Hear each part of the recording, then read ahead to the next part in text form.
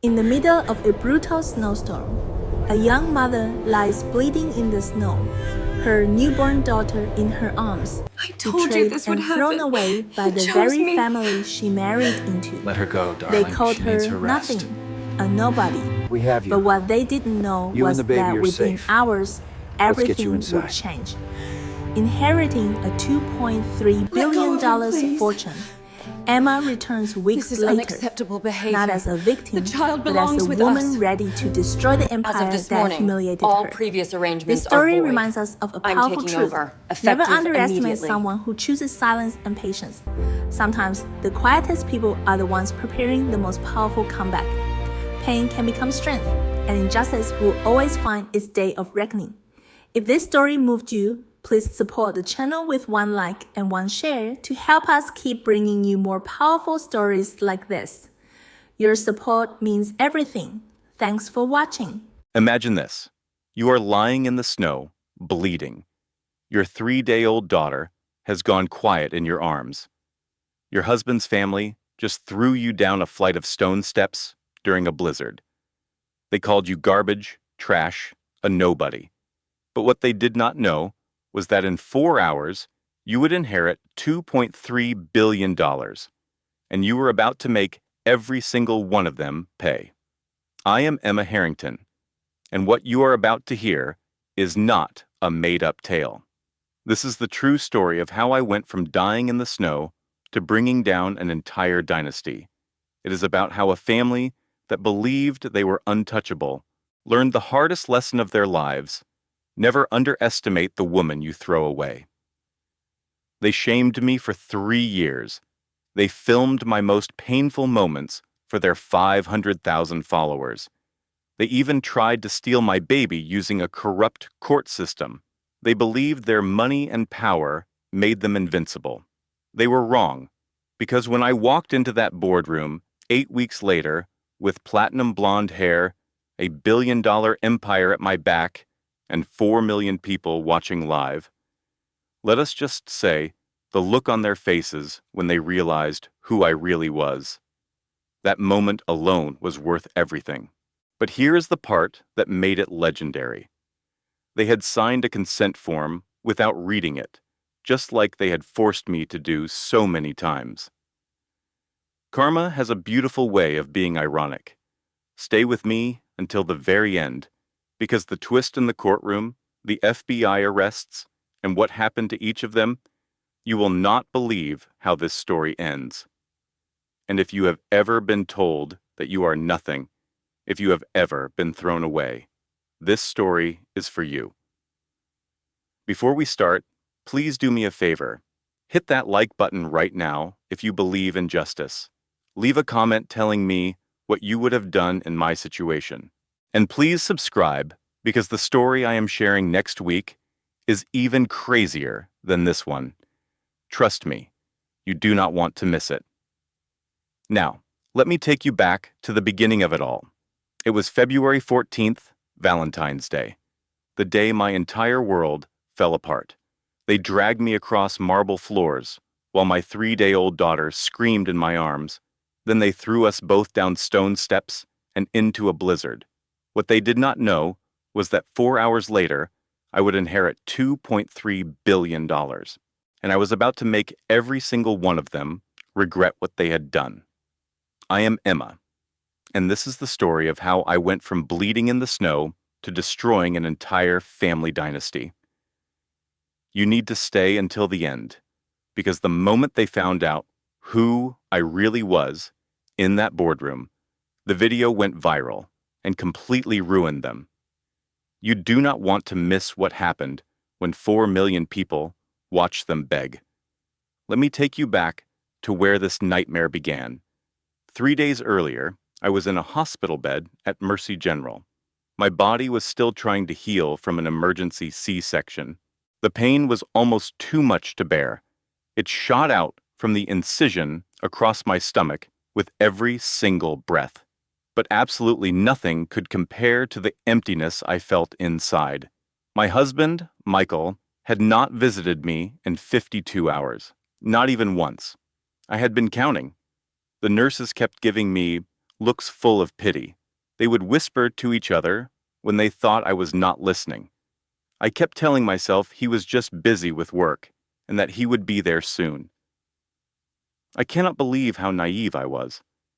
It was February 14th, Valentine's Day. The irony of it all was not lost on me. My baby, Grace, was sleeping in the little bassinet beside my bed. Her tiny face was a little bit yellow from jaundice. The doctor said it was very common and nothing to worry about. But every time I looked at her, my heart tightened with fear. She was so small, so delicate, and so perfect. And her own father could not even be bothered to come and meet her.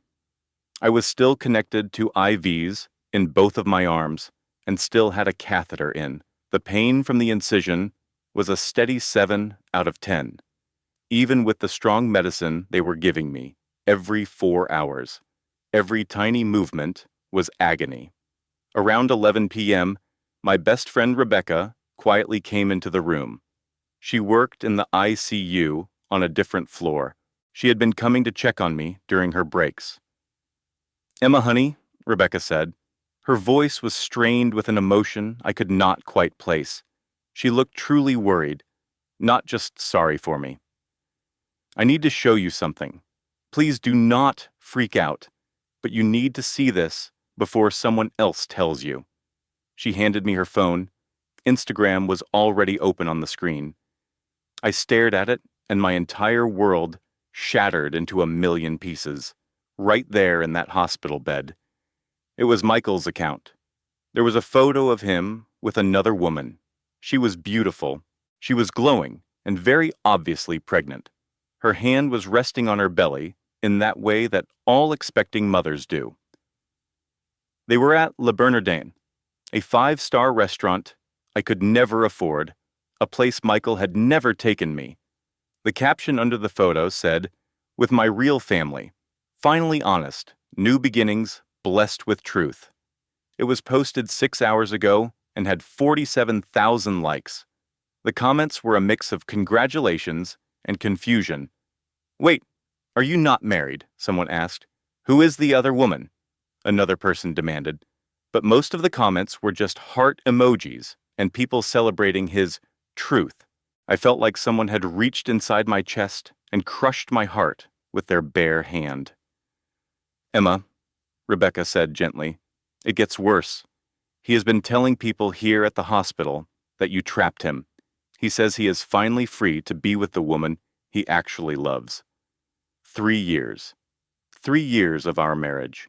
3 years of me trying so hard to be good enough for him, for his family, for their world. 3 years of my love and my loyalty, all while he had someone else." My phone buzzed on the table next to the bed. It was a call from an unknown number. I was too heartbroken to answer it. I was too broken. I let it go to voicemail. I barely even noticed that the caller ID had briefly shown the name W. Harrington, private. I would never know that my grandfather had tried to call me at 11:47 p.m. to set up our very first meeting. I would never know just how close I had been to being rescued. Dr. Morrison came into the room holding my discharge papers. She was the doctor who had delivered Grace. A kind woman in her 50s, with gentle hands and concerned eyes. "Mrs. Sterling," she said carefully, "I need to talk to you about something. Hospital Social Services has flagged some concerning issues. Your husband has not visited, and there has been some—" The door suddenly slammed open. Victoria Sterling, my mother-in-law, stormed in first. She wore a designer coat that probably cost more than my car, with a Hermes bag hanging from her arm. Her eyes were burning with a cold rage. Behind her was Jonathan, Michael's father, in an expensive suit that just screamed old money and power. Then came Madison, Michael's sister, with her phone already out and recording. And finally, there was Alexis, the woman from the Instagram picture. She had a smug smile on her face. One hand rested on her pregnant belly, as if she was claiming her territory. Dr. Morrison stepped in front of them. I'm sorry, but visiting hours are over, and Mrs. Sterling needs to... Victoria cut her off with a wave of her hand. We are family. We have every right to be here. She pushed a folder at Dr. Morrison. These are CPS documents. My daughter-in-law is mentally unstable and unfit. We are here to protect our granddaughter. I stared at them, unable to understand what was happening. CPS documents? What? The folder held forged papers that claimed I had postpartum psychosis. There was a fake psychiatric evaluation from a Dr. Gerald Rothman, the Sterling family's paid psychiatrist. It recommended that my baby be immediately removed from my custody until I could be evaluated. Dr. Morrison's hands were shaking as she read the papers. I could see her struggling. She knew this was wrong, but she was not sure what to do. The Sterling family's donation to the East Wing gave them a lot of power in this hospital. Victoria walked over to my bedside, her voice dripping with poison. You have ruined my son's life for long enough. This pathetic little act ends tonight. I was weak and confused. The pain medication made everything feel foggy. What are you talking about? I just had his baby. Alexis laughed. She actually laughed. She stepped forward and pulled some papers out of her purse. That baby is not even his. We did a DNA test. She showed me fake laboratory results. The paper said the probability of paternity was 0%. My mind was spinning. When? How? I had been in the hospital the whole time. This was impossible. You cannot test a newborn without the mother's permission. But they had the papers, and they looked official. Madison started a live stream on Instagram. I could see myself on her phone screen. I looked pale and broken in the hospital bed. Hey guys. Madison's voice was bright and cruel. You wanted the truth about my brother's gold-digging wife? Here it is. Live from the hospital, where she is trying to trap him with a baby that is not even his. I watched in horror as comments flooded the screen. Oh my God, is this for real? She looks so pathetic. Your brother deserves better. 500,000 followers were watching me at my absolute lowest moment. Victoria leaned in close. Let me tell you who you really are, Emma. A joke. A bet my son made with his college friends. They wagered $100,000 to see if he could marry the poorest girl on campus and stay married for 3 years. She pulled out her phone and played a video. It was Michael, drunk at his bachelor party 4 years ago, laughing with 7 of his friends. Dude, 3 years with some trailer trash for $100,000? Easy money. I will just close my eyes and pretend she is someone else when we... Laughter. So much laughter. My world completely collapsed. 3 years. Every I love you, every anniversary, every time I tried so hard to fit into his world and be worthy of the Sterling name. It was all a joke. Madison noticed the bracelet on my wrist. It was a simple silver chain with a small charm that had belonged to my mother. It was the only thing I had left of her. Oh, what is this? Madison mocked. Your precious little heirloom? She tried to grab it from me. I pulled my arm back, and a sharp pain shot through my stomach. Do not! It is all I have from my mother. Victoria slapped me hard across the face. The sound echoed in the quiet hospital room. Dr. Morrison gasped. That is assault. I am calling security. Jonathan's voice was cold as ice. We are security. This is Harrington Memorial Hospital. My family donated the entire East Wing. You can call whoever you want, but they had no idea. Not one of them knew that this hospital was named after my grandfather. They had just made threats against me in a building that was my own family's legacy. Just then, Rebecca rushed into the room. What on earth is going on in here? Hospital security guards followed her, but they looked completely lost. Jonathan's donations made him a powerful man, and they were unsure of what to do. Victoria shoved divorce papers in my face. You will sign these this instant, or Child Protective Services will take your baby tomorrow morning. We have doctors ready to swear you are unstable. You will never see her again, she hissed. I was weak from the pain medication and terrified. Agony shot through my surgical incision, and the entire room felt like it was spinning. Please, I begged them, please do not take my baby. My hand was trembling so much I could hardly grip the pen, but I signed the papers. Alexis leaned in close, her hot breath on my ear as she whispered, "Did you honestly believe someone like you could ever keep a Sterling? You are a nobody. You will always be a nobody." Victoria's smile was cold and victorious. "You are discharged. Come to the mansion tomorrow to get your junk. Then you will be gone for good." And then they were gone. I completely fell apart, crying so hard my whole body shook. Rebecca held me tightly. "We are calling the police. This is harassment. This is coercion." "No," I whispered. "They have lawyers and they have money. I have absolutely nothing. I just want to keep my baby safe." I did not see Dr. Morrison pull out her personal phone. I had no idea she was recording the entire confrontation.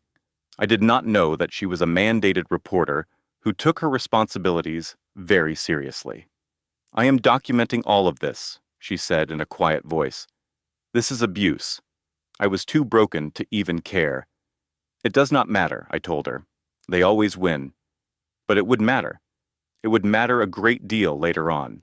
I just was not aware of it yet. The next morning, February 15th, I called an Uber to go to the Sterling estate in Greenwich, Connecticut. I could not even afford my own car because Michael had controlled every penny of our money during our marriage.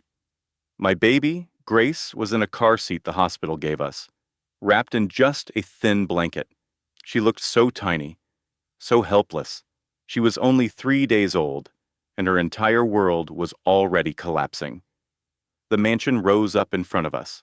It was a massive Georgian-style building, and old money practically dripped from every column and window. I had lived in that house for 3 years, but it had never once felt like my home. My key still worked. When I stepped through the giant front doors, the house staff I once thought were my friends all looked away. A few of them even smirked at me. I discovered all of my things had already been packed and thrown into garbage bags on the driveway, just like trash. My hand trembled as I walked to my room. It was not the master bedroom, of course. Michael and I had never shared a bed.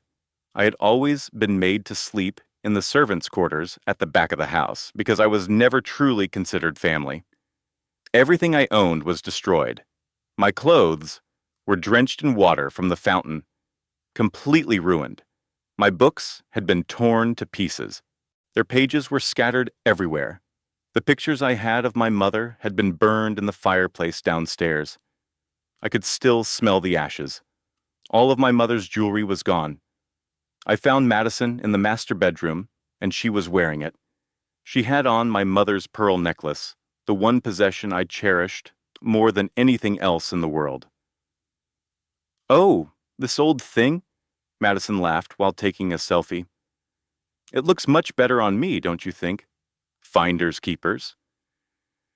As I walked through that mansion one last time, painful memories flooded my mind. The first Thanksgiving, Victoria forced me to serve the guests while the rest of the family ate. When I tried to take a seat at the table, she had said, "The help does not eat with the family, dear." Michael had said absolutely nothing. At a charity gala during my second year, I had to wear a borrowed dress because I had no money to buy my own. Victoria told me not to embarrass them and to stand in the back. "Do not talk to anyone important," she warned. Jonathan made me work at the coat check, while Madison mingled in designer gowns. Then, on my third Christmas, the Sterlings opened gifts worth thousands of dollars. Michael's present to me was a vacuum cleaner. Everyone laughed. Victoria said, "At least now you will finally be useful." It had been 3 years of constant, planned humiliation. I gathered the few things that had not been destroyed into one small bag. Grace started crying. She needed to be changed and fed, but there was nowhere for me to do it. Before I could turn to leave, Victoria's voice boomed over the intercom. "Emma, darling, come to the main hall. Now, everyone is waiting." My stomach twisted into a knot. The main entrance hall was enormous, with marble floors I had been forced to scrub by hand. A crystal chandelier that cost more than most people earn in a year hung from the ceiling. The entire Sterling family was there, assembled like a royal court. Victoria stood in the middle, the queen presiding over her kingdom, with Jonathan at her side. He was the king. Madison was on the stairs with her phone out, already recording. Michael was leaning against a wall, unable to even look at me. And Alexis was hanging on Michael's arm with that same triumphant smile. 4 security guards I had never seen before stood nearby. They were large men, clearly hired muscle. Victoria's voice was like ice. "Before you go, and we forget you ever existed, you will get on your knees and apologize. Apologize for wasting 3 years of our lives and for trying to trap my son with a bastard child." I held Grace tighter against me. "No, I am leaving. Let me go." Jonathan's threat was quiet, but it was deadly. "You will kneel," he said, "or we will make sure every homeless shelter in Connecticut knows you are a mentally unstable child abuser. Child Protective Services will hunt you for the rest of your life." "I am not kneeling." Victoria simply nodded at the security guards. Everything happened in a blur. A guard grabbed my arms. I screamed, "Please! I am holding my baby! Please do not hurt her!" Another guard ripped Grace from my arms. The pain was instant and blinding. My C-section stitches tore open from the struggle. I felt something warm and wet spreading through my clothes. It was blood. Grace was screaming, that high-pitched newborn cry that signals pure distress and terror. Madison was live-streaming the entire horrible event. "This is what happens when gold diggers try to mess with the wrong family," she said to her phone. "Watch karma happen live." Comments started pouring in. "She deserves it. Throw her out. Fake baby mama." 500,000 people were watching me being completely destroyed. The guards dragged me across the cold marble floor. I was too weak to fight back. I was still recovering from surgery, and the blood loss was making me dizzy.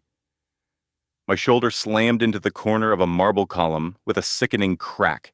Pain shot through my arm. It was probably dislocated. My bracelet caught on the sharp marble edge. The charm snapped off and slid across the floor. A maid quickly picked it up and put it in her pocket. I did not know it at the time, but she would become very important later. I was bleeding and screaming and begging. Alexis just stood there laughing. "This is just so pathetic." "Michael, is this really what you wasted 3 years of your life on?" Michael's voice was empty and dead inside. "Just get her out of here." He did not even have the courage to show any guilt. They dragged me to the massive oak front doors and threw them open. Outside, a blizzard was raging. It was 15 degrees Fahrenheit, but the wind chill made it feel like -5. The snow was coming down so hard you could not see 10 feet in front of you. The wind was howling like a wild, angry animal. They threw me down the stone steps. I tried to curl into a ball to protect myself, but I hit the steps hard. There were 5 of them, and each one was agony. My injured shoulder took most of the impact. I landed in a pile of snow at the bottom, my blood staining the white ground bright red. My bag flew through the air after me, its contents scattered everywhere. My medication, diapers, the one extra set of clothes for Grace, everything I had left in the entire world. Then a security guard tossed Grace down at me. I just barely caught her. I pulled her against my chest, trying to shield her from the biting cold. Madison shouted from the doorway, "Do not come back, or we will have you arrested for trespassing. Say goodbye to your fake baby." Victoria's final words cut through the storm. "This is where garbage belongs." The heavy door slammed shut, and the sound echoed down the empty street. I just sat there in the freezing snow, covered in blood, with a dislocated shoulder and my C-section stitches torn open. Grace's cries were getting weaker, which was so much scarier than her screaming. I had no phone. It had shattered in the fall. I had no money. I had no coat, just a thin cardigan from the hospital. I was not even wearing real shoes, just hospital slippers that were already soaked. At that moment, I truly believed that Grace and I were going to die there. "I am so sorry, baby girl," I whispered, pulling her inside my cardigan to try to give her some of my body heat. "Mommy tried. I am so sorry." Then Grace went completely quiet. That terrified me more than anything. Babies are not supposed to go quiet in the freezing cold, not unless something is terribly wrong. "Please do not leave me," I begged her tiny, still body. "Please, you are all I have." My vision started to get blurry. The hypothermia was beginning. I could feel my body starting to shut down. I closed my eyes, ready for it to be over, and then I saw lights. They were cutting through the snow. 3 black Mercedes sport utility vehicles appeared out of nowhere, like ghosts in the middle of the blizzard. The vehicles stopped right in front of me. The doors opened before they even came to a complete stop. An elderly man in a perfect Tom Ford suit stepped out. He was holding an umbrella. Even at 3:47 in the morning, during a blizzard, he looked like he had just left a corporate boardroom. "Miss Emma Catherine Morgan," he said, "thank God we found you." I could barely form words. How? Who? He knelt down in the snow next to me, ruining what had to be a $3,000 suit. He did not seem to care at all. "Your grandfather sent me," he said. "We need to get you both to safety. Now." Behind him, a team of paramedics in Harrington Global medical uniforms rushed toward us. They had heated blankets and medical kits. "Grandfather?" I managed to say. "My mother's father died before I was born. I do not have a—" "You do," he interrupted gently. "William James Harrington. And we need to get you to Harrington Medical Center immediately. Your daughter is 10 minutes away from critical hypothermia." The paramedics worked with incredible skill. They wrapped both Grace and me in heated blankets. They started an intravenous line in my arm because I was severely dehydrated. They gave Grace oxygen because her breathing was dangerously shallow. Someone stabilized my shoulder, while others applied pressure bandages to stop the bleeding. They loaded us into a warm sport utility vehicle. The heat felt like heaven after the brutal, freezing cold. The elderly man, whose name I would soon learn was Richard Blackwell, sat in the vehicle with us, watching over everything. Through the blizzard, professional drivers navigated the roads as if they could see with perfect clarity. Richard was on his phone, speaking in a calm, efficient voice. "Dr. Anderson, estimated time of arrival is 8 minutes. I have a 28-year-old female, post-operation day 3 from a C-section with active bleeding.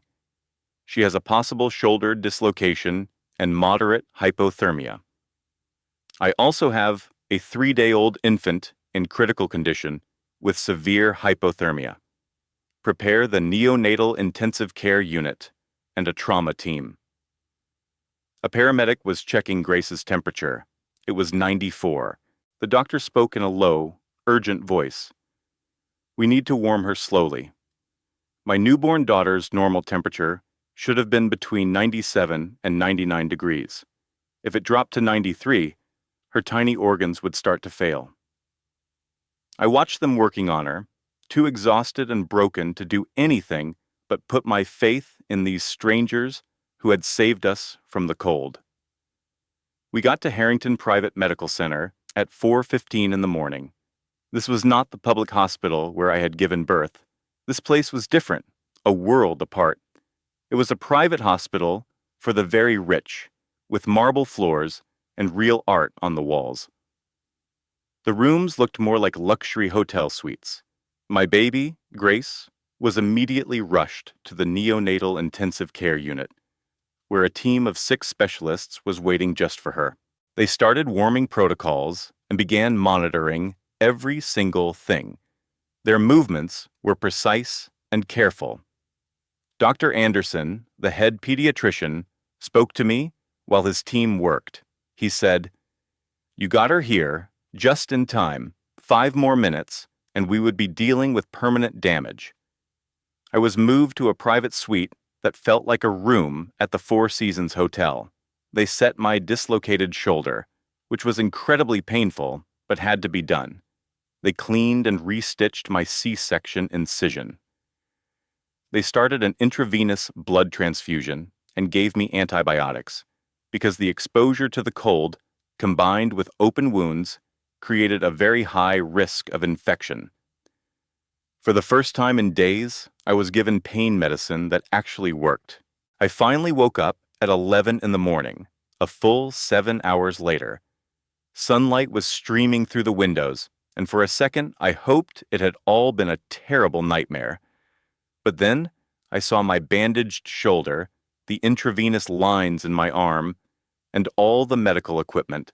A wave of panic washed over me. Grace. Where was my baby? Just then, Dr. Morrison walked in. She was the same obstetrician from the first hospital. "Emma, breathe," she said softly. "Grace is stable. She is in the neonatal unit being watched very closely. She is going to be fine." My head was spinning. "What are you doing here? How?" "Mr. Blackwell called me," she explained. "He told me everything. I quit my job at Mercy General this morning.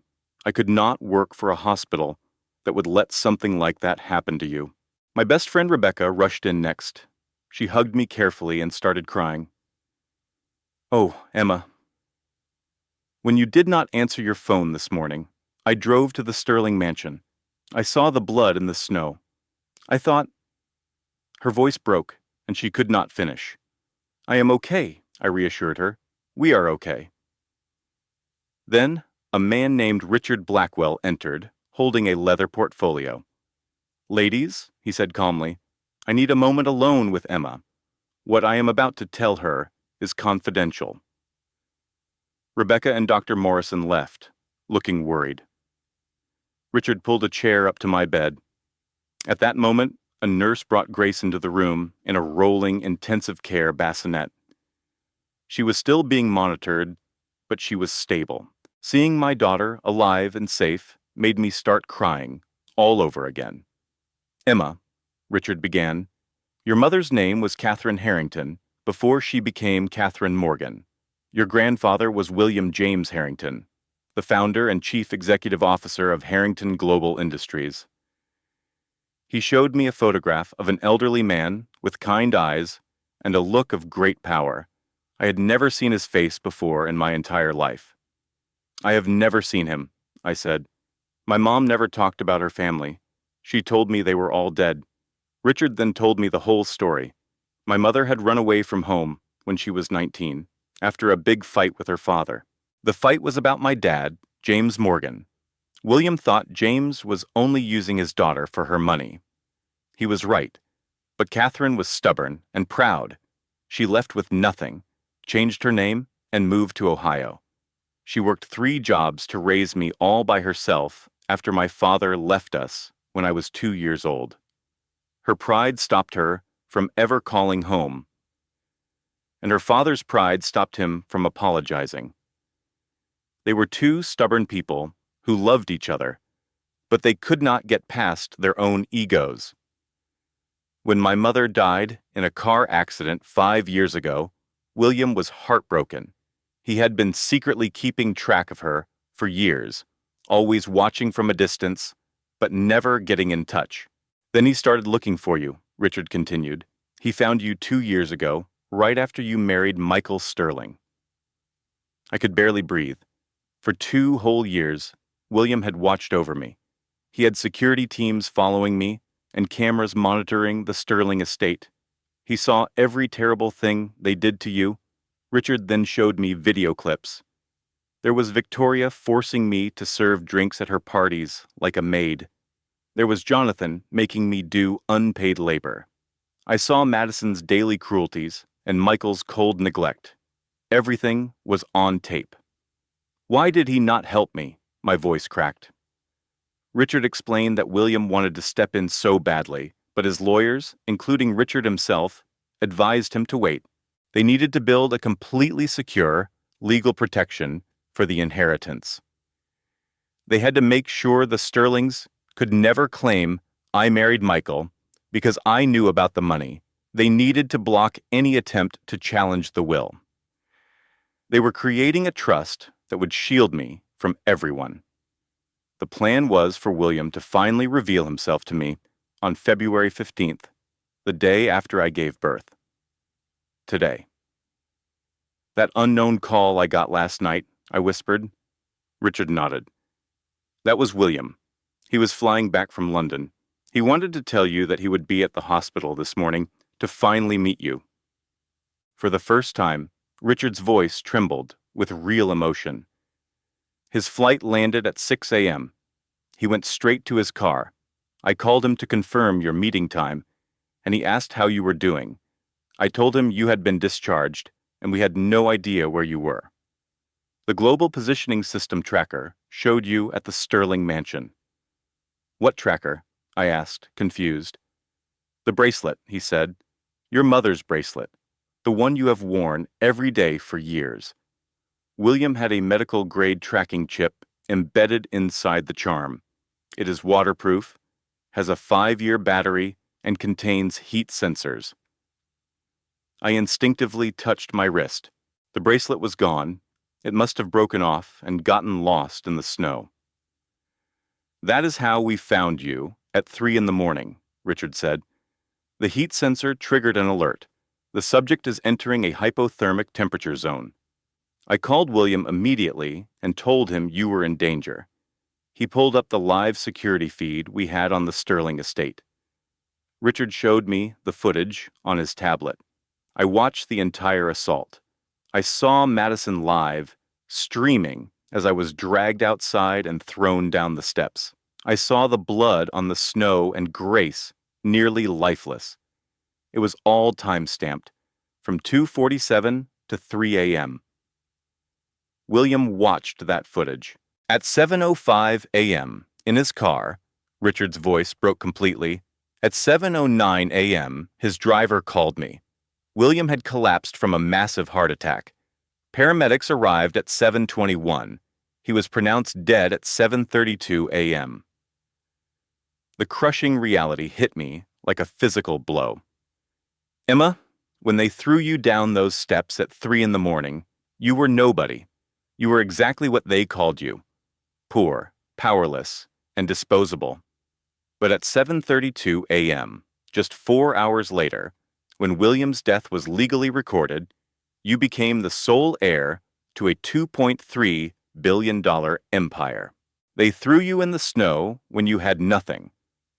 But when you hit that ground, the clock was already ticking towards 7:32 a.m.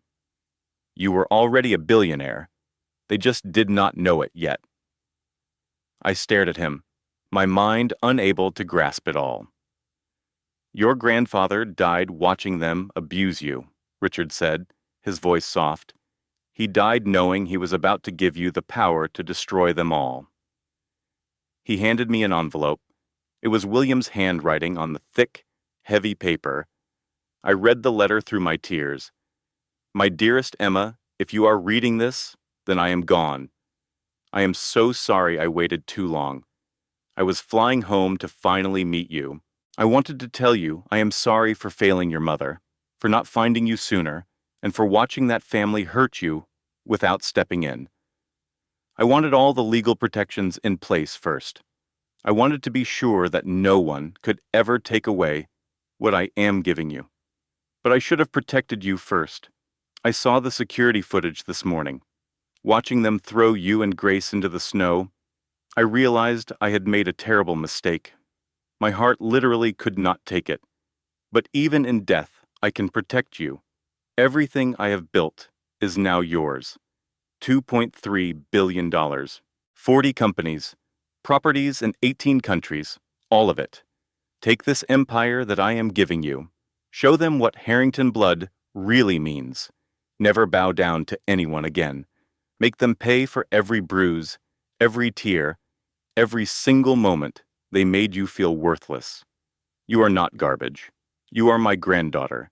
You are powerful beyond measure, and I am so sorry. I will not be there to see you rise. With all my love, Grandfather William. I clutched the letter and sobbed. Beside me, Grace was safe in her bassinet. We were finally safe. The trust was already in place. Richard said, "Everything transfers to you immediately. There is no probate and no delays. The estate taxes have already been planned for, and the board of directors has been briefed. Emma, as of 8 a.m. this morning, you are the chairwoman of Harrington Global Industries, and the Sterling family has absolutely no idea." I looked up at him, tears still streaming down my face, but something new was in my eyes, something cold and hard. "Tell me everything about their business," I said. "Every vulnerability, every weakness." Richard smiled for the very first time. "Now," he said, "you sound like your grandfather." The very next day, February 16th, I sat in a wheelchair in the private conference room of Harrington Global. I was still recovering, but I had to understand the power I now controlled. Grace was next to me in a designer stroller, looked after by a member of the Harrington medical staff. She was healthy now. Her jaundice was fading, and her skin was returning to a normal color. Richard presented me with thick, leather-bound files on the Sterling family. "Sterling Industries is in catastrophic debt," he began. $83 million in total. He showed me the financial records. Jonathan had embezzled $12 million from the company's pension fund for his own personal spending. Failed business deals had cost them another $31 million, and their operating loans added up to $40 million. They were only 3 months away from total bankruptcy unless they found new money. Jonathan applied for a $75 million contract with Harrington Global last month, Richard said. "It is a government defense contract where we are the middleman. It is their only hope for survival. And we control whether they get it. You control it. You are the chief executive officer." Next, he presented Victoria's information. Sterling-style boutiques, her little passion project. She has 5 locations in Connecticut and Manhattan. All of them are in buildings owned by Harrington, Richard continued, and her leases are up for renewal in 47 days. She is also $480,000 behind on her rent. But here is the best part. She has been underreporting her income to the Internal Revenue Service. We have proof of $2.3 million in tax evasion. "Can we report her?" I asked. "The anonymous tip has already been drafted," he replied. "It is just waiting for your authorization." Then, a private investigator named James Crawford presented Madison's file. "Madison Sterling, age 32, he began. "She claims to be 26 on all of her public platforms." He showed me a copy of her driver's license next to a screenshot of her Instagram page. The birth dates did not match. Madison had a long list of cosmetic procedures, and none of them were ever reported. She had a nose job in 2019 and breast implants in 2020. There were also ongoing cheek fillers, Botox, and lip injections. In 2021, she got a Brazilian butt lift. Her contract with the prestige agency was very clear. No secret surgeries. It was a fireable offense. "Who owns the prestige agency?" I asked. Richard just smiled. "As of yesterday, you do. Harrington Global bought it 2 weeks ago. Madison has no idea." Next up was Michael's file. The bet he made in college was all there in writing, saved in a group chat with 8 people. And not a single one of them had been smart enough to delete their messages. Brad Miller wrote, "Dude, there is no way you can stay married to that broke girl for 3 years." My own husband, Michael Sterling, replied, $100,000 says I can. This will be the easiest money I ever make. Another friend, Chad Morrison, asked, "What if she finds out?" Michael's response was chilling. "She will not. She is too stupid and desperate to ever question a thing." There was also a video. It was a longer version of the one from the bachelor party Victoria had shown me. In it, Michael admitted to closing his eyes and pretending I was Alexis. Everyone thought it was hilarious. The file also showed that Michael had embezzled $3.8 million from his own family's company, Sterling Industries.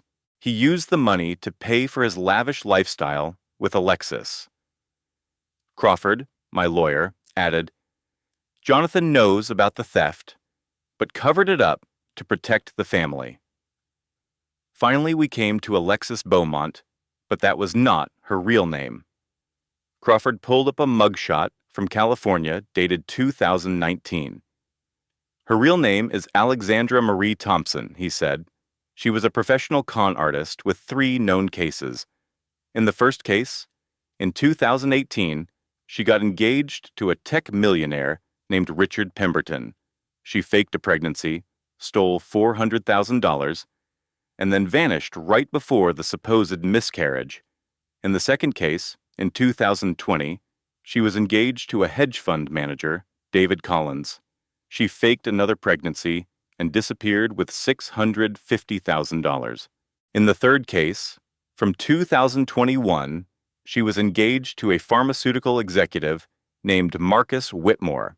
She tried the fake pregnancy trick again, but got caught before she could get any money. A warrant was issued for her arrest. She was wanted in California for fraud, skipping bail, identity theft, and wire fraud. The pregnancy with Michael is also a lie, Crawford continued. We tracked down the ultrasound picture. She bought it on a dark web forum for $200. I had to ask, "Does Michael know any of this?" "Not yet," he replied. I thought for a moment. If I revealed the truth about Alexis now, Michael would look like a victim, a poor man tricked by a professional criminal. Richard looked at me, a hint of pride in his eyes. "You are learning fast. We will save the information about Alexis for later. We will use it when it can cause the most damage." The next 8 weeks were a total transformation for me. The first week focused on my physical recovery and learning business fundamentals. I had physical therapy for my shoulder and my C-section scar. I learned how to hold my baby, Grace, in one arm while reading quarterly reports with the other. Richard taught me how to analyze financial statements. I sat in on board meetings, staying silent, just watching and learning about every part of Harrington Global. During the second week, I remade myself into a businesswoman. I took a crash course in business administration from Harrington's top executives. I studied the weaknesses of Sterling Industries, taking pages of notes and asking sharp questions that seemed to impress everyone. I gave my first solo presentation to the board, covering the company's technology division. I did an amazing job. The third week was dedicated to my physical appearance. I went shopping for designer clothes, filling my closet with Tom Ford suits, Armani blazers, and Louboutin heels. My soft brown hair was transformed into a sleek platinum blonde style.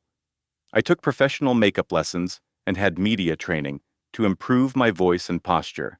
"Stand like you own the room," my coach told me, "because you do." In the fourth week, I learned about power.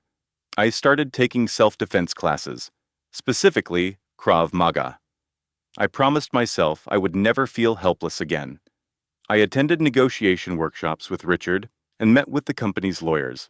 They taught me how to legally dismantle a person's life. I practiced my serious boardroom expression in the mirror until it was cold, powerful, and unbreakable. During weeks 5 and 6, we started making strategic moves.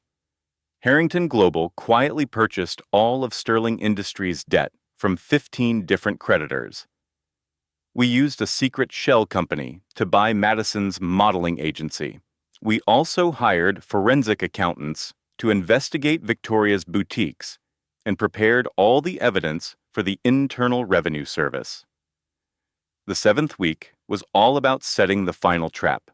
I worked with the graphics team to prepare my boardroom presentation. I made myself watch the security camera footage of my own assault over and over. We got the footage from the Sterling estate thanks to a maid who had found my bracelet charm. She came forward after my assistant, Emma, paid her $50,000 for both the charm and the secret video she had recorded on her phone. We anonymously leaked tips to gossip blogs about Madison, and we scheduled the big business meeting with Jonathan. In the 8th and final week, I made my last preparations. I practiced my boardroom speech in front of the mirror. Grace was now 2 months old, perfectly healthy and happy, and cared for by a team of professional nannies. I stood there, in my powerful suit, with my platinum hair and perfectly applied red lipstick. I looked at my reflection and could barely recognize the woman looking back at me. "Let's go destroy them," I said to myself. The meeting was scheduled for April 12th. They had no idea what was coming for them. On April 2nd, just 10 days before the meeting, Madison was still posting on Instagram every day. She was on a beach vacation in Turks and Caicos, paid for by her parents. Her caption read, "26 and living my best life, so blessed. Natural beauty, no filter." She had 486,000 followers, and the comments were full of people telling her how perfect she was. Madison thought she was untouchable. I decided to call her from my old phone number. It was the one she still had saved in her contacts. She answered the phone, laughing. I could hear Alexis and Victoria in the background with her. "Oh my God, the trash is calling me," she shrieked. "Let me put you on speaker." Then she spoke to me. "Emma, how is life in whatever gutter you are living in now? Did you find a homeless shelter that will take a baby?" I made my voice sound quiet and broken, just like she expected. "I just wanted to know if you would reconsider the case with Child Protective Services. Please. I miss Grace so much." The case had actually been dropped in the first week because there was no evidence, but I knew Madison was cruel enough to lie about it. "Oh, honey," she said mockingly, "even Child Protective Services did not want your baby. You are such a pathetic mother. But hey, at least you can look forward to Michael and Alexis's wedding next month. You are invited to watch from the servants' entrance." I could hear them all cackling with laughter. Victoria added in the background, "Tell her we already forgot she even existed." Then Alexis chimed in, "Tell her Michael said the last 3 years were the worst of his entire life." There was more laughter. "You know what, Emma?" Madison said. "You were always a nobody. You will always be a nobody, but thanks for the laugh." Then she hung up the phone, their laughter still echoing. I was in my office at Harrington Global, and the phone had been on speaker. Richard and Crawford had heard everything. My face was like ice, showing no emotion at all. "Did you get what you needed?" Richard asked me. I nodded. "Yes, it is time to deploy the Madison package now." The next morning, on April 3rd at 6 o'clock, the gossip blog, Elite Secrets, published a new story. The headline was, "Instagram Influencer Madison Sterling. The Lies Behind the Likes." It was a complete exposé with proof. It included her real driver's license, which showed she was actually 32 years old. It had legally obtained medical records detailing all of her plastic surgeries. There were before and after photos, comparing her natural beauty claims to the surgical reality. It even had financial documents proving her parents funded 70% of her influencer lifestyle. There were also screenshots of her lying to brands about her real age. The article went viral. Within 2 hours, the hashtag Madison Sterling Exposed was the #1 trending topic on Twitter. On TikTok, people made videos analyzing every single one of her photos for signs of surgery. Beauty YouTubers posted videos with titles like Madison Sterling lied to us. Her sponsors started to cancel their deals. Sephora cited a breach of contract for misrepresentation. Fashion Nova sent a message saying, "We require honesty. You are terminated." The company Flat Tummy Tea announced, "We are ending our partnership, effective immediately." 12 more brands pulled out within just 4 hours. At 9 in the morning, the prestige modeling agency sent her an email. It read, "Dear Madison, due to violations of your contract regarding undisclosed procedures and misrepresenting your age, we are terminating your contract effective immediately. Please return all agency property by the close of business today." Madison had no clue that I was the new owner of the agency. At 11 o'clock, she started an Instagram live video.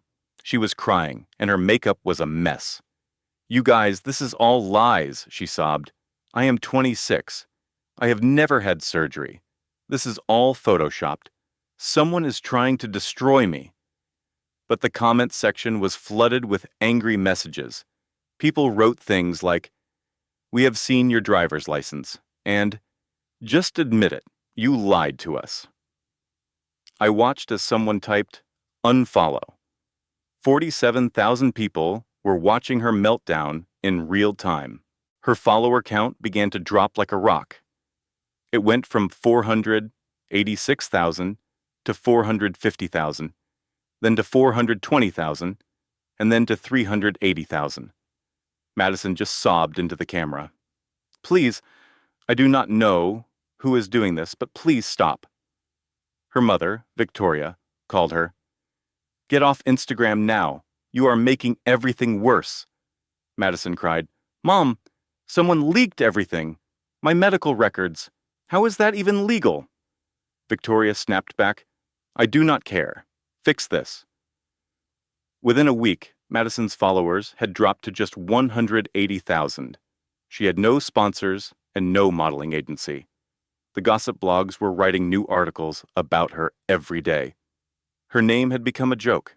She called Victoria, desperate. "Can you have Dad make this all go away? Your father has his own problems to deal with," Victoria told her coldly. "Sterling Industries is in trouble. Figure it out yourself." I watched the news reports about her downfall with Richard. "Phase 1 is complete," I said. "Madison is neutralized. She called me trash and filmed my assault for fun. She is getting everything she deserves." Richard looked at me. "Who is next?" he asked. I smiled. "Alexis is next. We will save Victoria and Jonathan for the boardroom meeting." On April 5th, inside the Sterling mansion, Michael and Alexis were busy planning their wedding for the following month. Alexis's fake pregnancy belly was getting bigger. It was a high-quality silicone prosthetic and looked very convincing. Victoria was fussing over the wedding details. Jonathan was stressed about the family business, but was trying to hide it from everyone. That afternoon, an anonymous FedEx package arrived at the house. Michael opened it alone in his study. Inside, he found a complete file on Alexandra Marie Thompson. It contained her criminal record, her mugshots from 3 previous scams, and documents detailing her other fake pregnancies. It even included the original ultrasound image she had used, with digital data showing it was purchased online. There were also bank records showing the $650,000 she had stolen from her past victims. A note was on top. It said, "Michael, you made me feel like garbage for 3 years. Now you know what it really feels like to be fooled. Check her belly. It is fake. You are welcome. A friend." Michael stormed out of the study and went straight to the master bedroom where Alexis was getting dressed. "Who the hell are you, really?" he yelled, throwing the file at her.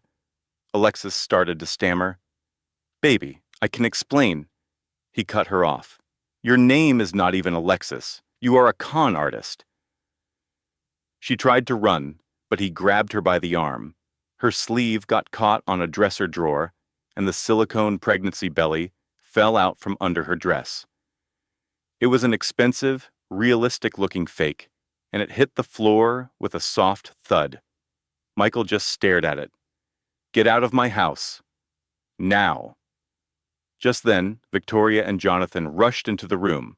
They both stopped and stared at the fake belly lying on the floor. Model. Victoria gasped as Jonathan picked up the folder. He read the contents, and his face went pale. She's a wanted woman in California, he said.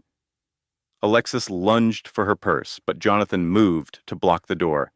You are not going anywhere, he stated firmly.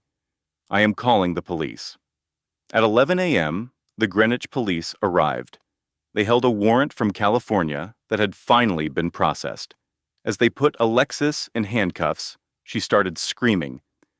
This is a setup. Someone sent you this information. Someone is targeting us. Victoria froze. Who could possibly know about this? Madison watched the scene unfold, saying what everyone was thinking.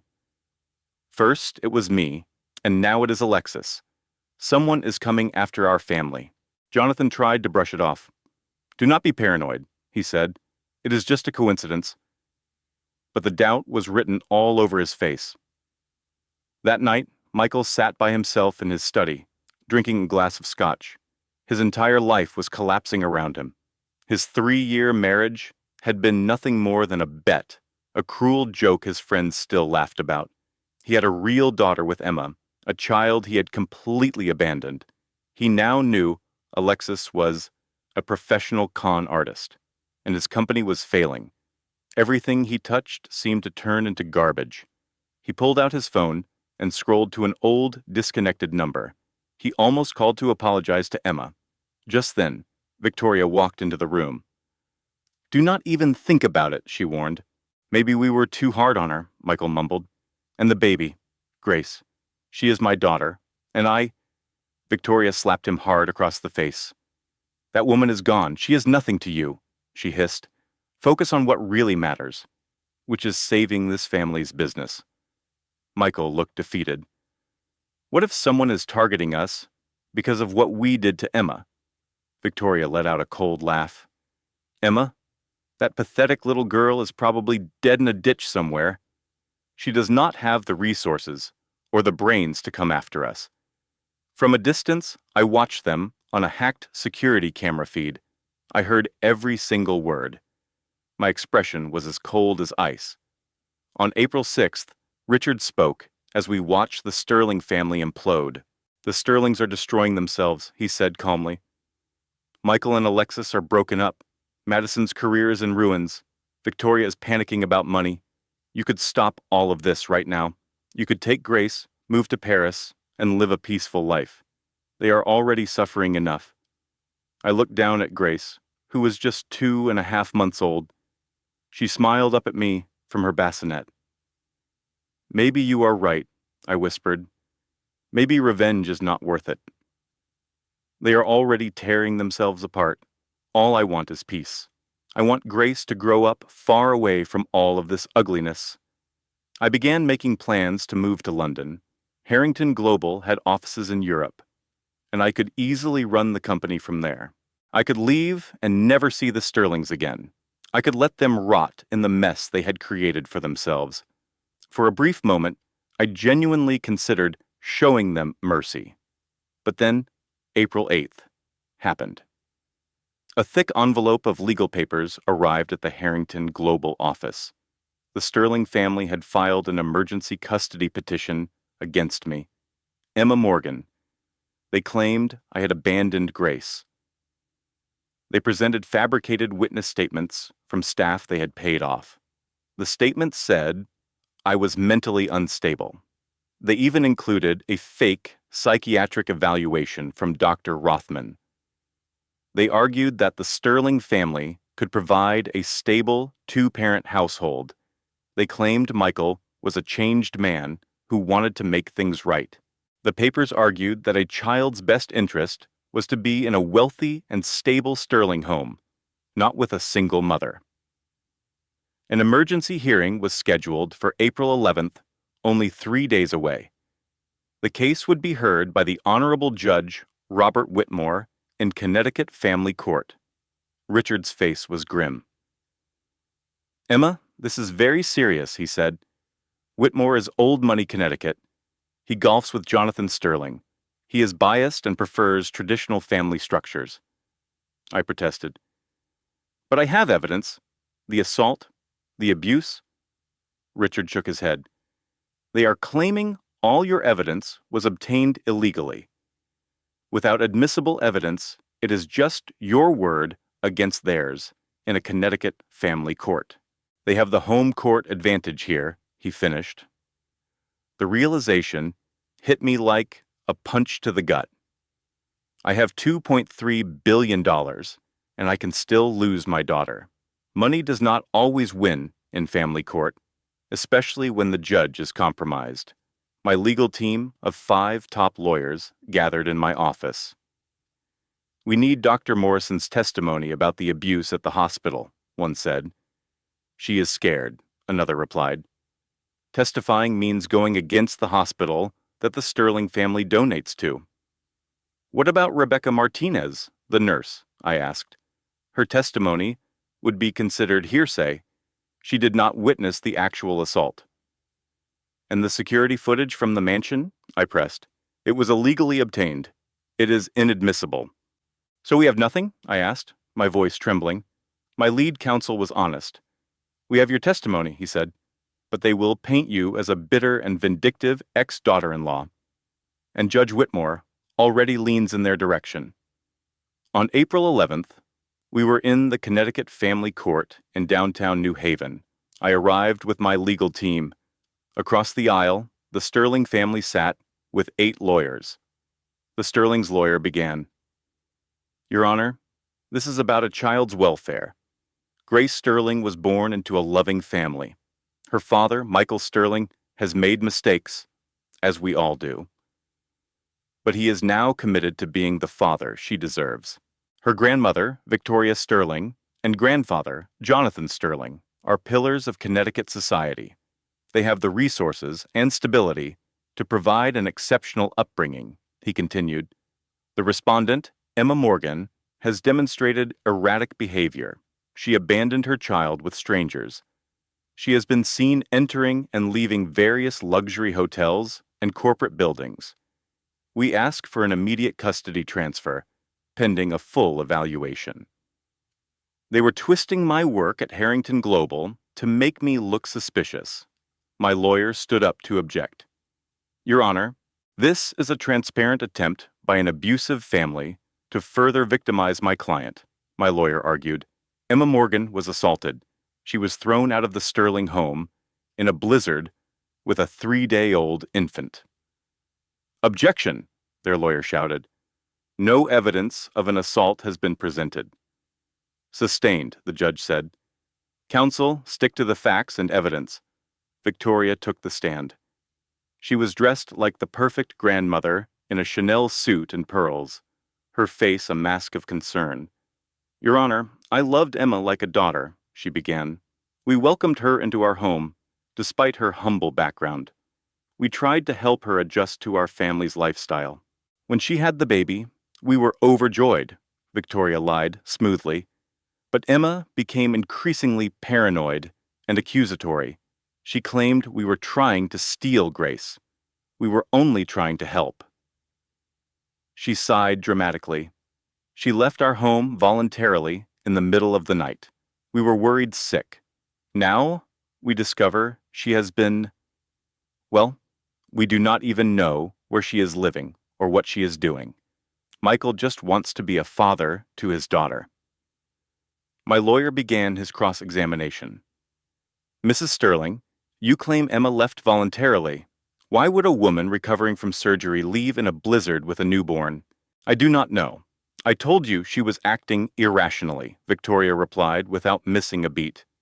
Did you or anyone in your family put your hands on Emma Morgan? My lawyer asked. Absolutely not. That is a vicious lie, she said. What about this? My lawyer asked, trying to show the video from Madison's Instagram. Objection, their lawyer yelled. That footage was obtained without consent and has been edited. Sustained, the judge ruled. I will not consider illegally obtained evidence. Then Madison testified, coached and quiet after her public humiliation. Emma always resented our family, she said. She was jealous of me and of our lifestyle. The night she left, she was screaming at my mother. She was threatening us, Madison continued. We tried to calm her down, but she just ran out into the snow. I was scared for the baby. That is why I recorded her, to document her erratic behavior for Child Protective Services. Michael then gave the performance of a lifetime. Your Honor, I made terrible mistakes. I was a bad husband. I neglected Emma, and I am deeply ashamed. But I love my daughter. I want to be her father. I am in therapy now, working on myself. My family can provide stability, a home, resources, and a future. Emma, I do not even know where she is living. How can she care for Grace properly? Then it was my turn. I took the stand and I told the truth. I told them about the bet. I described the abuse. I explained the ambush at the hospital and how they threw me out into the snow. But the Sterling's lawyer tore my story apart. Miss Morgan, you claim there was abuse, but you have no evidence. You have no police reports. There are no hospital records of this alleged assault. You have no witnesses besides your friends, who would naturally support you. Is it not true that you are simply a bitter ex-wife trying to keep a father from his child? No, I cried. They threw me down the steps. I have footage of it. Footage you obtained illegally by hacking their security system? He shot back. Objection, my lawyer said. Overruled, the judge said. Answer the question, Miss Morgan. Someone recovered it for me, I stammered. So you admit to obtaining it through illegal means? He pressed. Judge Whitmore delivered his ruling. This is a difficult case. However, I must prioritize the child's best interest. While I find Miss Morgan to be a caring mother, I am troubled by the lack of concrete evidence supporting her allegations. Conversely, the Sterling family has demonstrated resources, stability, and a genuine desire to provide for Grace.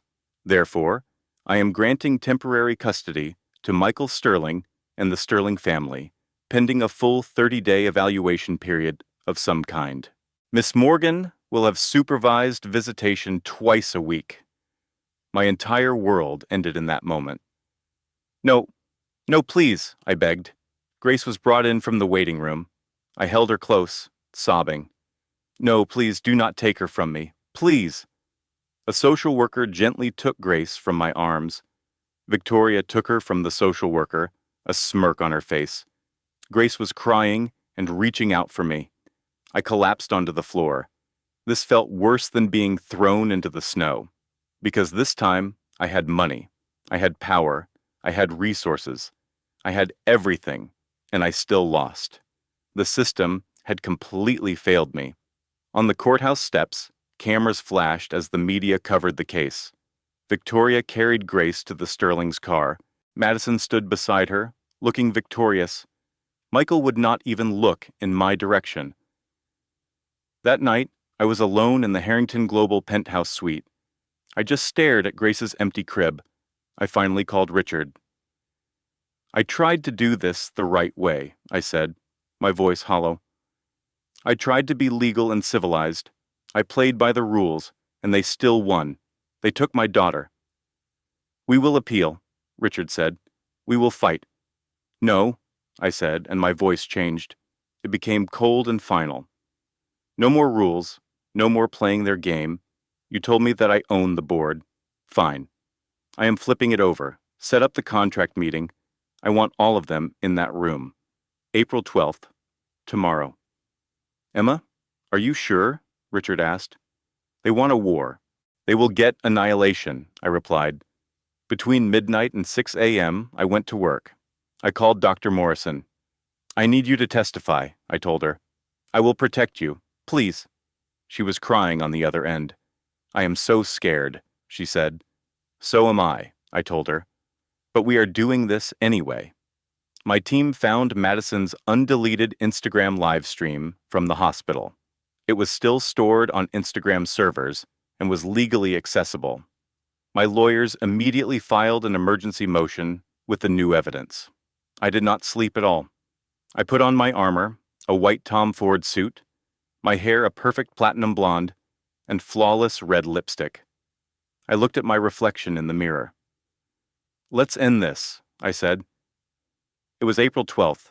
It was 2 o'clock in the afternoon at the Harrington Global Headquarters in Midtown Manhattan. On the 52nd floor, the Sterling family arrived in a Lexus, a significant downgrade from the Mercedes that had recently been repossessed. They looked like shadows of their former selves. Jonathan's suit seemed too large for him now, a result of the weight he had lost from constant stress. Victoria's jewelry was obviously fake. The real pieces had been pawned long ago to cover the rent. Madison wore no designer brands, and her hair was not professionally styled. She simply looked exhausted. Michael was hungover and radiated defeat. Still, they all tried their best to project an air of confidence they no longer possessed. This $75 million contract was their last hope. Inside the elevator, Victoria spoke with forced authority. Remember, we are Sterlings. That is old money. They will respect that. She looked at her husband. Jonathan, let me handle the talking. We absolutely must get this contract, or we are completely ruined. Madison, busy on her phone, added, At least that whole situation with Emma is finally over. The judge gave us grace. Michael said nothing at all, his eyes fixed on the elevator floor. The doors slid open onto the 52nd floor, a space designed to impress. The floor-to-ceiling windows offered a breathtaking view of the Manhattan skyline, and the walls were covered in modern art. It was a picture of immense wealth. The receptionist guided them toward the conference room. The conference room had massive glass walls with a perfect view of Central Park. A long conference table could seat 20 people. At the head of the table, the chief executive officer's chair was turned away, facing the city. 8 board members in expensive suits were already in their seats. Security guards stood silently by the exits. A huge screen hung on the wall behind the main chair. The Sterling family took their seats across from the empty spot. Jonathan cleared his throat. Thank you for giving us this opportunity to... A voice cut him off. Hello, Jonathan. The chair slowly swiveled around. I was sitting there, a picture of absolute power, with platinum blonde hair and a sleek, white Tom Ford suit. I wore red Louis Vuitton heels and my grandfather's signet ring. My lipstick was a bold red, and my expression was as cold as ice. Hello, Victoria, Madison, Michael. Their reactions unfolded in slow motion. The color drained from Jonathan's face, and he stumbled back into his chair. Victoria actually fainted, and Madison had to catch her, staring at me with pure horror. Madison's mouth fell open, her mind unable to understand what she was seeing. Her phone slipped from her hand and clattered on the floor. Michael was completely frozen, his eyes wide with disbelief, unable to form a word. The security guards moved to block the exits. No one was going anywhere. Jonathan finally managed to speak. What? What is this? Is this some kind of a joke? I stood up and walked slowly around the table. My voice was calm, but held a deadly edge. Please, sit down. We have a $75 million contract to discuss. Victoria came to, becoming hysterical. This is insane. You cannot be here. You are nobody. You are... I cut her off. I am Chairwoman Emma Catherine Harrington. I am the Chief Executive Officer of Harrington Global Industries and the sole heir to my grandfather, William Harrington's $2.3 billion empire. I pointed to the large portrait on the wall. It was William Harrington's official photo. And you are here because you applied for a contract with my company. Michael finally found his voice. This is impossible. How? How am I here? Let me tell you a story. I clicked a remote, and the screen behind me came to life. The first image was security footage from February 15th at 3 in the morning. It showed me being thrown down the steps of the Sterling estate, the timestamp clearly visible. Victoria screamed, "Turn that off!" "No, you are going to watch." The footage played, showing everything. Madison live streaming as I was dragged across the marble floor, the blood on the floor, Victoria demanding that I kneel, security ripping my daughter Grace from my arms. It showed me being thrown down the stone steps, my blood staining the snow, and the doors slamming shut. The boardroom was completely silent. Even the executives who had never seen this before looked horrified. On February 15th, at 3 in the morning, you threw me down those steps. At that exact moment, I was everything you said I was. Nobody. Poor, powerless, garbage. The next slide showed William James Harrington's death certificate. The date of death was February 15th at 7 in the morning. 4 hours later, my grandfather died of a heart attack. It happened right after he watched the security footage of what you did to me. His will made me a sole heir, and it became effective the moment he died. I paused to let the full weight of my words sink in. So, when you threw me out into that snow at 3 in the morning, I was a nobody. But as the clock ticked towards 7, I became a billionaire. You just did not know it yet. Victoria whispered, "Oh my God." Unaware his wife had just inherited a billion-dollar empire, her in-laws and mistress threw her into the snow. That makes quite a headline, does it not? Now let us discuss your various situations. The next slide showed Jonathan Sterling's finances, all of them in the red. Sterling Industries is $83 million in debt, except it is not $83 million anymore. As of 3 weeks ago, I purchased $75 million of that debt from your creditors at a discount. I am calling in that debt today. You have 48 hours to pay in full, or I will seize every single one of your assets. Jonathan tried to speak, but no words came out. Oh, and this. The Federal Bureau of Investigation logo appeared on the screen, followed by email chains showing Jonathan's embezzlement of the company's pension fund. The FBI received these documents at 9 o'clock this morning. You can expect charges by the end of the week. Next slide. It showed Victoria Sterling's boutiques, Sterling-style boutiques, 5 locations, all in buildings that I own. You are evicted, effective today. The locks will be changed at 5 o'clock this evening. You are also $480,000 behind on rent. I am suing you for all of the back rent, plus damages. And one more thing, the Internal Revenue Service logo appeared. The IRS received documentation of $2.3 million in tax evasion yesterday. Expect a full audit. A photo appeared of Madison wearing my mother's jewelry. And I am suing you personally for $5 million for the theft of my mother's heirloom jewelry. Victoria gasped and clutched her chest. Next slide. Madison Sterling. Before and after photos of her scandal appeared. Your modeling career is destroyed. Your influencer status is gone.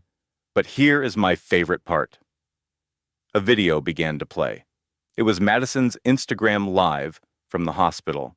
The complete footage of her streaming my abuse.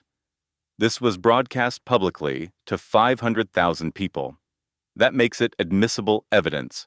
The Greenwich Police Department received this footage this morning. Assault charges have been filed. Madison started to cry. Next, Michael Sterling. The college bet video played in its entirety. Every cruel word, every laugh, every degrading comment he made about me. This video is going to every major media outlet at 6 o'clock this evening. Your embezzlement of $3.8 million from Sterling Industries has also been reported to the FBI. But here's the part that will really matter to you. The final slide was about the custody case for Grace. New footage appeared from Dr. Morrison's phone, a recording from the hospital with clear audio of their threats and assault.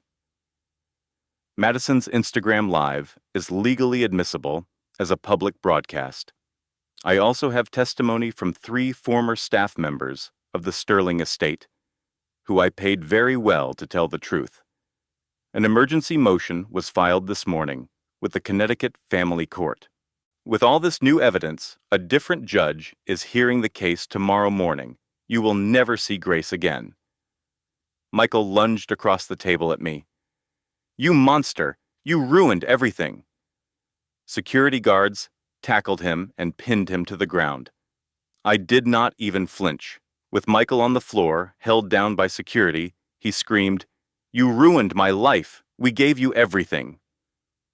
I leaned down and spoke quietly, so only he could hear. You gave me nothing. You married me as part of a bet. You let them abuse me for 3 years. You abandoned your own daughter when she was only 3 days old. I did not ruin your life, Michael. You did. Victoria fell to her knees and actually started begging. Please, please, we can make a deal. We will give you anything. I will apologize. I will... You have nothing that I want. I walked over to her and looked down. You called me garbage. You said I was a nobody. You told me I belonged out in the snow. But garbage does not own a $2.3 billion empire. Garbage does not destroy dynasties. You did not throw away garbage, Victoria. I leaned in close. You threw away a queen. Jonathan, completely defeated, tried one last time. The contract. Please. We need... There is no contract. There never was. This meeting was never about business. It was about you understanding exactly who you destroyed, and exactly who destroyed you in return. I picked up the remote again. Oh, and one more thing. The screen changed to show a YouTube live stream. The viewer count read 4. Hostas, 0.2 million. This entire meeting has been live streamed to my private YouTube channel. 4.2 million people just watched this entire conversation. Comments flooded the screen. Holy cow, she is a queen. They deserve everything they are getting. This is the greatest revenge I have ever seen. Emma Harrington is my hero. Madison's voice was a shrill scream. You cannot do that. That is illegal. We did not consent. You should check the non-disclosure agreement you signed when you entered this building. Clause 47 gives media consent for business meetings. I handed Victoria the paper she had signed without looking. You did not read it. I learned that from you. Always read what you sign. It was a direct reference to the hospital scene where they forced me to sign divorce papers. Security began escorting them out, and they were not gentle. Victoria was being dragged. You will regret this. We will sue. Sue me with what money? You are bankrupt. Goodbye, Victoria. Madison was sobbing. I am sorry. I am so sorry, please. You filmed my worst moment for your own entertainment. You wanted me to go viral for being humiliated. Well, congratulations. You are viral now, too. Michael met my eyes one last time. Emma, please. Grace, she is my daughter. No, she is my daughter. You are just a sperm donor who abandoned her. You will never see her again. Security pulled him out of the room. Jonathan just walked out silently, a broken and defeated man. His empire was finished. I stood alone in the boardroom, looking out at the city of Manhattan. Richard entered the room. The stream is still live. 5. 0.8 million viewers now. I nodded. My phone buzzed. It was a text from Dr. Morrison. Emergency custody hearing is tomorrow with the new evidence. We will win. Grace is coming home. I smiled, a real smile, for the first time in months. Outside the Harrington Global building, the Sterling family walked into total chaos. 50 reporters were waiting, cameras flashing, screaming questions. Is it true you threw a newborn in the snow? Did you marry her as a bet? Are you being arrested? Federal agents were waiting for them. Jonathan Sterling, Michael Sterling, you are under arrest for embezzlement and wire fraud. Handcuffs were snapped on as their rights were read aloud. Victoria and Madison were not in handcuffs yet, but a media firestorm erupted around them. Madison's phone was buzzing nonstop with messages of pure hate. Victoria desperately tried to hide her face from the cameras. On Twitter, the entire world was talking. The hashtag Sterling Family Exposed was trending at #1 globally. My name, Emma Harrington, was at #2, and $1 billion Revenge was at #3. The very next morning, we were in court for the emergency custody hearing. With Dr. Morrison's testimony, the hospital's security footage, and Madison's own live stream as evidence, the judge ruled immediately. He returned full custody of my daughter to me. The Sterlings were denied any right to even see her. Their visitation rights were suspended while the criminal charges were pending. When they finally brought Grace to me, I just held her close and sobbed. She was safe. At last, she was truly safe. 6 months later, on October 15th, my face was on the cover of Forbes magazine. The headline read, Emma Harrington, the Chief Executive Officer who came from nothing. The stock for Harrington Global had shot up by 40%. We had already expanded our operations into 3 new countries. I sat in my big office, watching my daughter Grace, now 8 months old, playing happily on a mat next to my desk. My friend Rebecca stopped by. You did it, she said, smiling. No, I corrected her. We did it. The fate of the Sterling family was sealed. Jonathan was found guilty of embezzlement and sentenced to 12 years in a federal prison. Victoria was placed under house arrest. She was completely bankrupt and had to work in a department store to begin paying back her massive debt to the government. She now lived in a tiny studio apartment. Madison managed to avoid criminal charges, but her online career was over. She found a job working in customer service at a call center. Her Instagram followers plunged to just 12,000, a drop of 97%. Michael accepted a plea deal and was sent to prison for 7 years. He also officially signed away all his parental rights to Grace. As for Alexis, or Alexandra Thompson, as she was really named, she was convicted in California on multiple counts of fraud and sentenced to 15 years.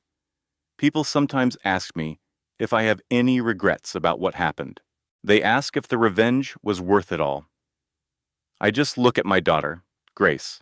She is happy and healthy, growing up feeling loved and completely safe. I think of the $50 million I donated to shelters for women and services for victims of abuse. I think of all the women who have written to me, sharing their own stories of survival and finding their own strength. The original video of Madison's attack on me has now been viewed over 127 million times. The Sterling family became a global symbol of justice and karma. Their cruelty was laid bare for the entire world to witness. So, was it worth it? Yes, every single second of it. Let me share something important I learned. It is something I wish someone had told me when I was lying beaten in the snow, believing I was worthless. Pain does not have to break you. Sometimes, if you find the strength, if you refuse to be defeated, pain can shape you into something stronger than a diamond. It can make you unbreakable. When they threw me out with those potato chips, I was broken and bleeding. I was convinced that I was a nobody. But I was wrong. I was not a nobody. I was simply a person who had not yet discovered her own power. The media attention that came from my live stream was overwhelming. For several weeks, I could not go out in public without being recognized. Some people called me a hero. Others claimed I was just vindictive, that seeking revenge was wrong, and that I should have just been the bigger person. To those people, I have a question. What would you have done? Would you have simply turned the other cheek when they tossed your newborn baby out into a blizzard? Would you have forgiven them when they tried to use a corrupt system to steal your child? Would you have shown mercy to people who had shown you none at all? I did not think so. You see, there is a big difference between revenge and justice. Revenge is about causing pain to someone simply because they caused you pain. Justice is about ensuring that they can never, ever hurt anyone else again. What I did was justice. The Sterling family did not just abuse me. They had a long history of hurting people. After my story went public, 7 other women came forward. They all had their own terrible stories about the Sterling family. These were women Michael had dated before me. Women who had worked at his company, women who had been mistreated and then silenced. Every single one of them thanked me for having the courage to finally expose the truth of what they had endured. That is when I knew, without a doubt, that I had made the right choice. I started the Harrington Foundation for Abuse Survivors, providing $50 million of my own money to get it started. We offer legal help, therapy, safe places to live, and job training for people trying to escape abusive homes. In just 6 months, we have helped more than 2,000 people. My daughter, Grace, will grow up understanding that when someone tries to make you feel small, you have 2 choices. You can either believe them or you can prove them wrong. I chose to prove them wrong. 1 year later, on April 12th, the same day as that final boardroom meeting, I held a press conference. The room was packed with reporters and cameras were flashing everywhere. 1 year ago today, I began, I sat in a boardroom with the people who had abused me for 3 years. These were the people who threw me and my infant daughter into a blizzard. These were the people who tried to steal my child using a broken legal system. Today, I stand before you as the chief executive officer of a successful company, as a mother to a happy and healthy little girl, and as someone who refused to let cruelty be the end of her story. I am often asked if I regret my actions, if the revenge was worth it. I want to be very clear. What I did was not revenge. It was about accountability. The Sterling family did not lose everything because I was angry. They lost everything because they broke the law. Jonathan Sterling stole money from his employees' retirement funds. Victoria Sterling cheated on her taxes for millions of dollars. Michael Sterling committed fraud. Madison Sterling assaulted me and broadcast it live to 500,000 people. I did not destroy them. They destroyed themselves. I just turned on the lights so everyone else could see it happening. To anyone out there who feels like they are in their own snowstorm, in their own moment of total despair, I want you to listen to this. You are not garbage. You are not a nobody. You are not any of the cruel names someone called you when they were trying to break your spirit. You are powerful. You are worthy. You are enough. Get up, dust yourself off, and show them exactly who you are. The room exploded with applause. After the press conference, I went home to my penthouse apartment. Grace was there with her nanny, playing with some blocks. The moment she saw me, she smiled and held her little arms up to me. I picked her up and hugged her tight, breathing in that wonderful, sweet baby smell. You know what, baby girl? I whispered to her. Your mommy was almost broken, but she got back up. And one day, when you are old enough, I will tell you this whole story. I will tell you that no matter what anyone ever says, you are the one who gets to decide who you are. Not them. You. Grace just giggled and playfully grabbed my hair. I laughed, and for the first time in so many years, the sound was real and completely free. Rebecca came over that evening. We sat out on my balcony, looking out over the Manhattan skyline and drinking a glass of wine. "Do you ever think about that night?" she asked quietly. "The night in the snow?" "Every single day," I admitted, "but probably not in the way you might think. I do not think about it with pain anymore. I think about it as the moment that my entire life changed. It was the moment I stopped being a victim and started being a survivor." "You are incredible, you know that?" she said. I just shook my head. "I am not special," I told her. "I am just a woman who refused to stay down." "That is exactly what makes you special," she replied. We sat there for a while in a comfortable silence, just watching the city lights twinkle below. "So, what is next for you?" Rebecca asked. I thought about it for a moment. "Honestly, I do not know for sure. I want to keep growing the company, keep helping people through the foundation, and raise Grace to be a strong and kind person. Maybe that is enough." "It is more than enough," Rebecca said. "You have already changed the world for so many people." That night, long after Rebecca had gone home, I stood in Grace's nursery, just watching her sleep. She looked so peaceful, so innocent, so perfect. I thought about my own mother, Catherine. I remembered how she had run away from her own father's control, trying to build a life for herself. I remembered how she worked 3 jobs to raise me, and how she had been too proud to ask for help, even when she desperately needed it. I also thought about my grandfather, William, and how he had watched me suffer for 2 long years. He wanted to help me, but was held back by lawyers and legal strategies. He had to watch someone he loved be abused. Both of them had been hurt by their own pride, by their inability to overcome the gap between love and stubbornness. I would not make that same mistake. "I promise you," I whispered to my sleeping daughter, "you will grow up knowing you are loved. You will grow up knowing that asking for help is not a weakness, it is a strength. You will grow up knowing that you never have to accept cruelty from anyone, no matter who they are. And if anyone ever tries to make you feel small, yet you will remember that your mother was thrown in the snow and she came back a queen." Grace stirred a little in her sleep, and her tiny hand curled into a fist. I smiled and gently kissed her forehead. Tomorrow, I had a board meeting. Next week, we were launching a new part of Harrington Global that was focused on ethical business practices and taking care of our employees. Next month, the foundation was opening 3 brand new shelters. But tonight I was just Emma, just a mother watching her daughter sleep, just a woman who had walked through hell and come out stronger on the other side. And that was enough. 5 years later, Grace is starting kindergarten today.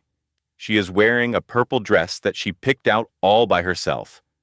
Her dark hair is in pigtails that bounce when she gets excited. "Mommy, do you think the other kids will like me?" she asked me as I drove her to school. "Baby, they are going to love you," I told her. "Just be yourself. That is always enough." "Like you always say," she chirped. "Exactly like I always say," I replied. I watched her run into the school building, fearless and full of light, and my heart felt like it would burst. Harrington Global is now worth $4.1 billion. We have expanded into renewable energy, ethical manufacturing, and creating affordable housing. With every single decision I make, I think about the kind of world I want my daughter, Grace, to grow up in. The Harrington Foundation has now helped over 15,000 people escape from abusive homes. We have funded 3 documentary series about the problem of domestic violence. We have lobbied politicians for stronger laws to protect survivors in family court. The Sterling family is just a distant memory now. Jonathan was released from prison last month after serving his entire sentence. He is 67 years old and works as a sales associate in a hardware store. I heard he went looking for a job at Harrington Global, but that door was firmly shut. Victoria is now 73 years old, still serving house arrest and working in retail. She will be paying back what she owes the government for the rest of her days. Madison is 42 now, a detail she would hate me for saying out loud. She works the late shift at a diner that never closes. There is no social media profile, no admirers, no recognition, just a normal life.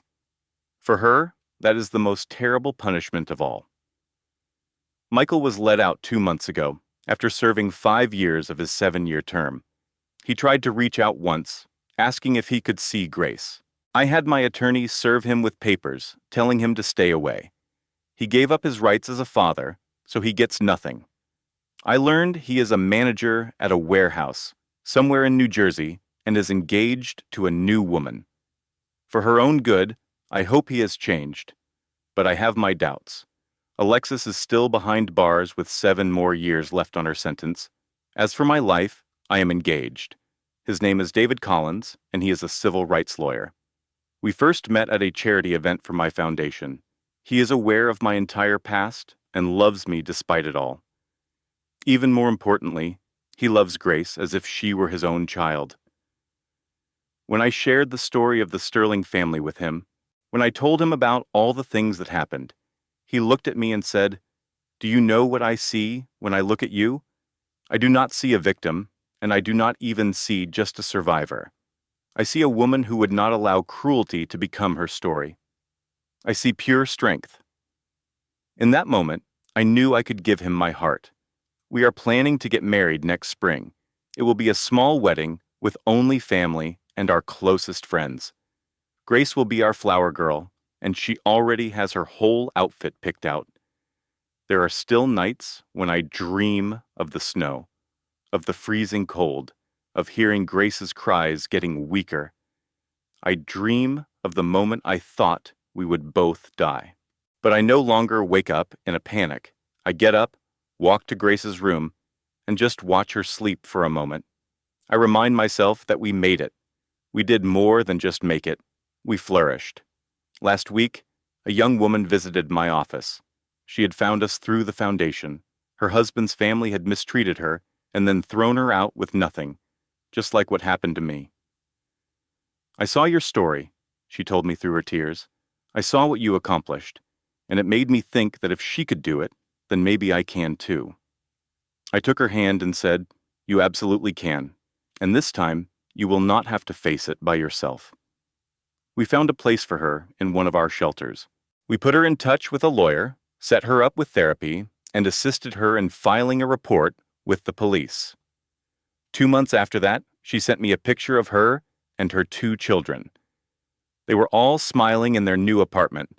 Under the photo, she wrote, "We are finally free. Thank you for showing me it could be done." That is the real reason I did everything. It was not for payback. It was for that single moment. It was for every woman who needed proof that you can be left for dead in the snow and still rise up to become a queen. Today is April 12th, the anniversary of that final meeting in the boardroom. I do something special on this day every year. This year, I am giving a speech at a TEDx conference about healing from trauma. I am standing on the stage, looking out at an audience of 5,000 people. When they abandoned me in that snow, I start my speech, I truly believed I was dying. I truly believed I was a nobody. And I truly believed that it was what I deserved. I was completely wrong about everything. Pain does not shatter everyone. Sometimes, if you are strong enough and if you refuse to surrender, pain can forge you into something more powerful than you ever thought possible. I am not unique. I am not a superhero. I am just a woman who refused to be kept down. For anyone out there who is lost in their own blizzard, in their own dark moment of hopelessness, this is not how your story ends. This is where it begins. You need to stand up, brush the snow off, and show the world who you truly are. Because worthless things do not build empires. Worthless things do not change lives. Worthless things do not motivate thousands of people to discover their own power. You are not worthless. You are not a nobody. You have more power than you can possibly measure. One day, you will remember this exact moment and understand that this was when you became impossible to break. The applause at the end lasts for 3 full minutes. Afterward, a long line of people forms, all waiting to speak with me, to tell me their stories, to offer their thanks. They want to tell me that they are standing up too. That evening, I am at home with Grace and David. We are all making dinner together, just a simple pasta dish, which is Grace's favorite.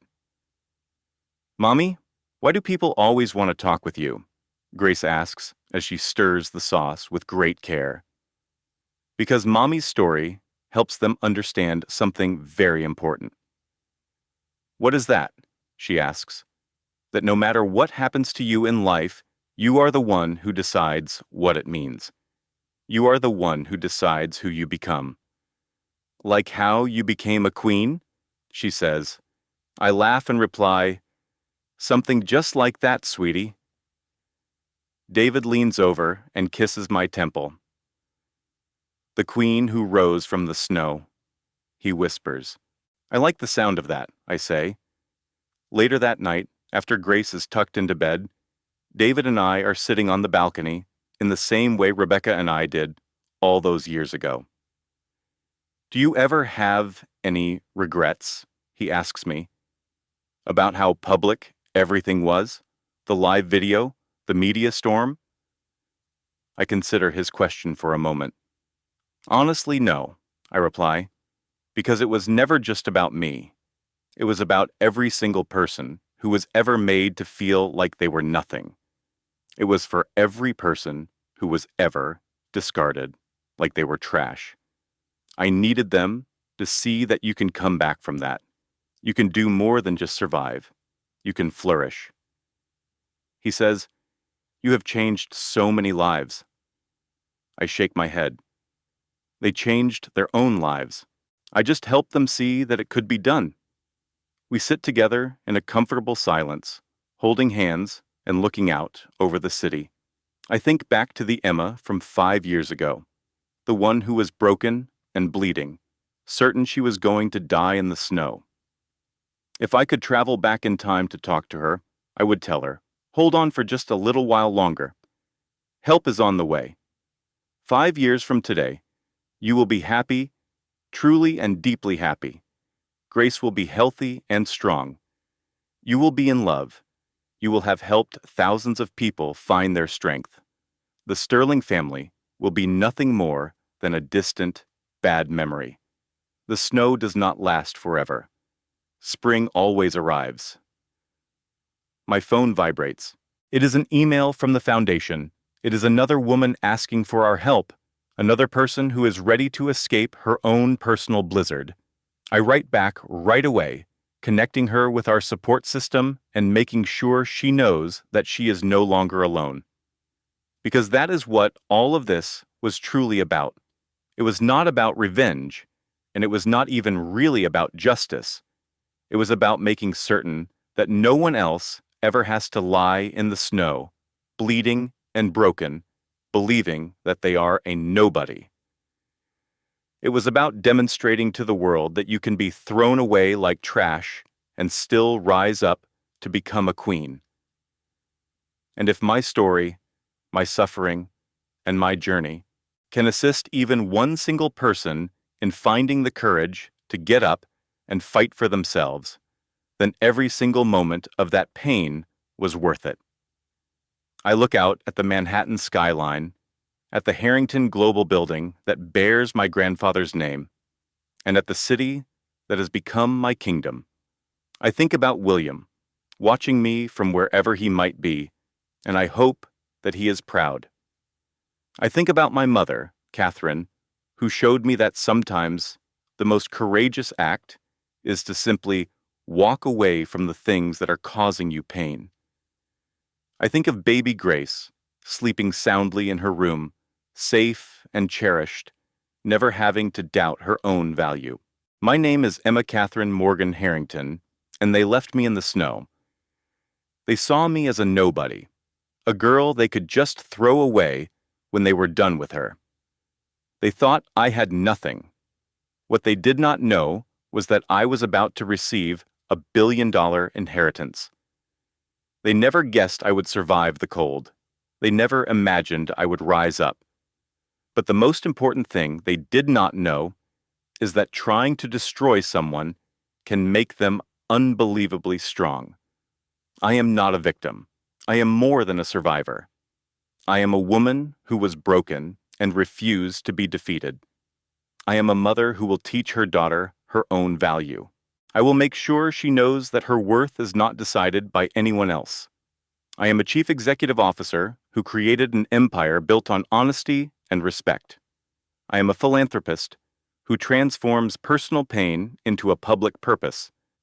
I am the queen who emerged from the snow. So if you are listening to this, if you feel lost in your own cold storm right now, if you are certain that you are nobody, I need to tell you something. You are wrong. You are somebody. You are powerful. You are worthy. And your day to rise is coming. Get up. The snow always melts. Your empire is waiting.